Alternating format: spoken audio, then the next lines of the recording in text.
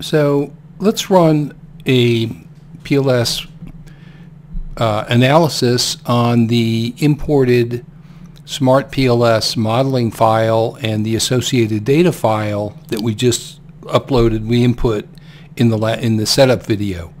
So all we have to do is click this button, Linear PLS. This is running on the PLS-PM function in R. The Smart PLS results are discarded. So let's see here. Note we can choose the inner weighting scheme.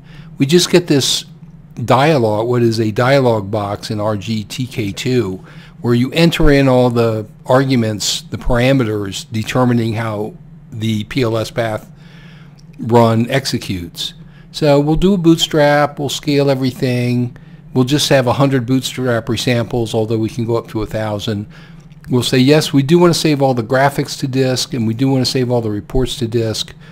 Note you must have the most current version of the PLS-PM package installed.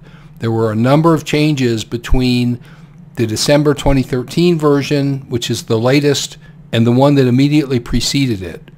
If you have any version of the PLS-PM package installed other than the most current December 2013, it won't work.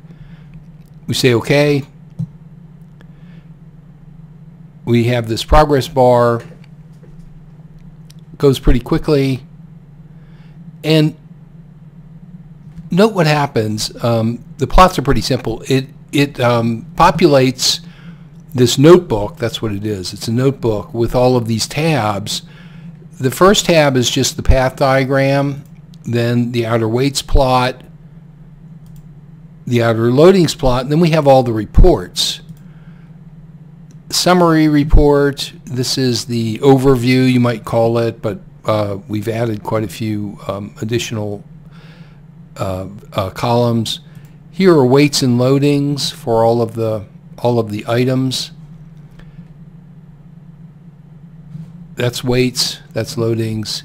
Here are this is the cross correlation construct correlation table, where we have already substituted the square root of the AVE into the diagonal, so you do not have to do it manually.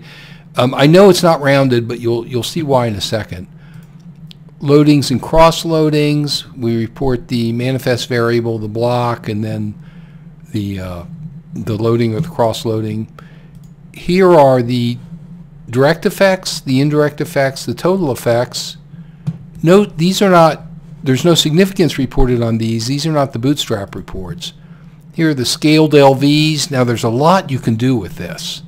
We capture this file and we create interaction terms as well, so you can do a second order product indicator interaction analysis, but you can also do a lot of nonlinear and logistic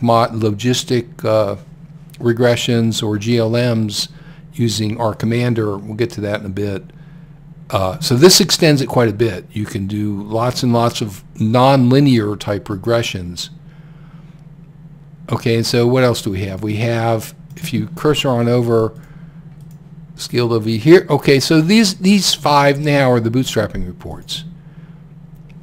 And I report just the lower and upper 95% bounds for the confidence intervals, and you'll see why in a minute. Super Bootstrapper gives you much more information, so I didn't bother putting in the p-value and the t-value because you get much more extensive reporting of that with Super Bootstrapper. So there's the confidence intervals for the factor loadings,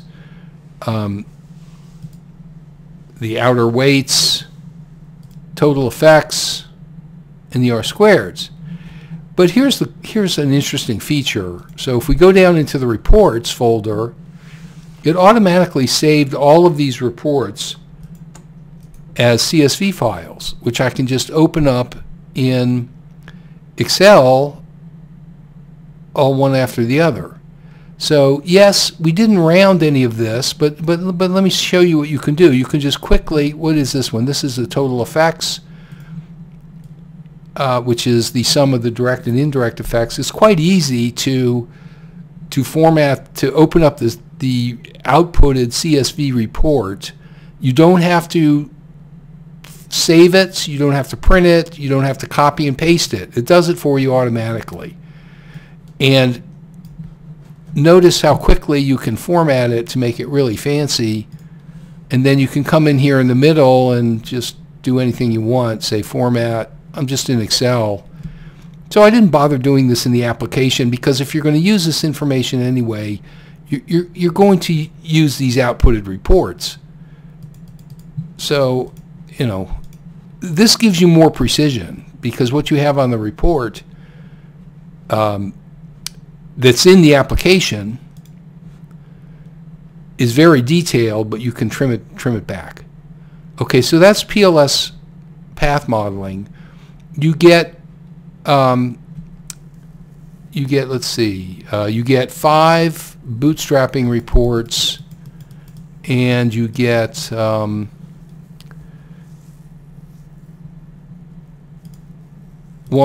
2, 3, 4, 5, 6.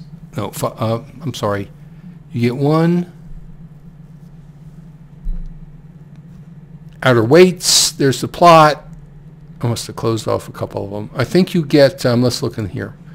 You get 1, 2, 3, 4, 5, 6, 7, 8, 9, 10, 11. You get 6 standard reports and then 5 bootstrapping reports.